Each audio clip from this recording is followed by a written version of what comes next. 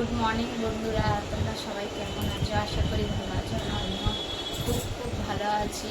তো এখন আমি সকালবেলা গেছিলাম ডিউটিতে আসার পরে আমার মেয়ে দেখো ভাত বানিয়ে রেখে দিয়েছে, কেন যে ওই স্কুল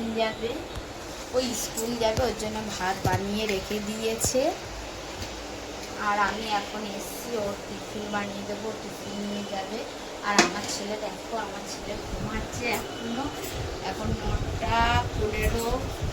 9:15 বাজে। এখন ঘুমাচ্ছে ও। আর আমি এখন মেয়ের টিফিন করতে যাচ্ছি। আর ও তো দেখো, আর ফ্রিজে কালকে আমি রাতে রান্না তরকারি করে রেখে দিয়েছিলাম, তো তরকারি দিয়ে ভাত খেয়ে যাবে আর টিফিন নিয়ে যাবে। টিফিন বানিয়ে দেবো, চাউমিন বানিয়ে দেবো। এগুলো কালকে আমি রাতে বানিয়ে রেখে দিয়েছি, সিদ্ধ করে রেখে দিয়েছি আর কি। আর আজকে ওকে শুধু এমনি করে দিয়ে দেবো, কারণ যে আমার টাইম হয় না, তার জন্য ওকে এখন করে দেবো।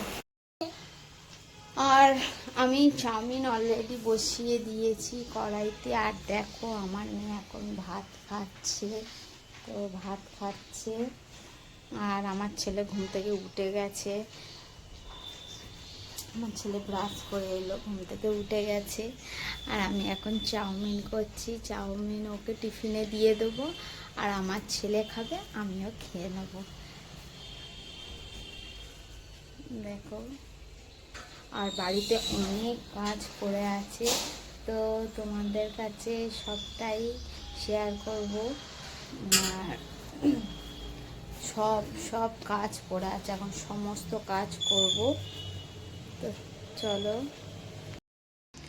তো আমার চাউমিন রেডি হয়ে গেছে, এই যে। আর আমার মেয়ে টিফিন দিয়ে দিয়েছি, আর আমার ছেলেও খাচ্ছে। এরকম দেখানো যাচ্ছে না, এই যে খাচ্ছে। আমার মেয়েও ভাত খাচ্ছে, এখনও খাচ্ছে, কারণ যে ওর খেতে প্রচণ্ড দেরি হয়। আর তো চলো, আবার পরে তোমাদের সাথে এসে কথা বলছি। মেয়েকে স্কুলে ছাড়তে হবে, আর আমি এখন খাট গুছিয়ে নেব। সবটাই তোমাদের কাছে আর শেয়ার করতে পারছি না, কেন কি আমাকে নিজে নিজে ফোন ধরে বলতে হচ্ছে আর কি। তো এই জন্যে চলো। তো আমি আমার মেয়েকে এখন দিতে যাচ্ছি, গাড়িতে তুলে দিতে যাচ্ছি। তো ও গাড়ি করেই স্কুলে যায়, তো ওকে দিতে যাচ্ছি গাড়ি করে। তো চলো।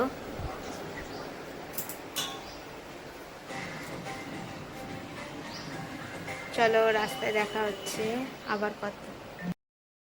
এই যে যাচ্ছে এখন, আমার ছেলেও যাচ্ছে।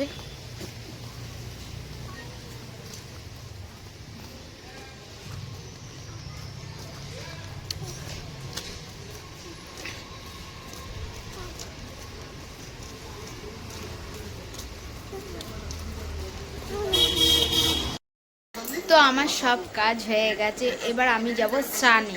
আর স্নান করে এসে আমি আমার ছেলেকে স্নান করাবো, আমি পুজো দেবো, তারপরে তোমাদের সাথে আবার কথা হবে। তো চলো।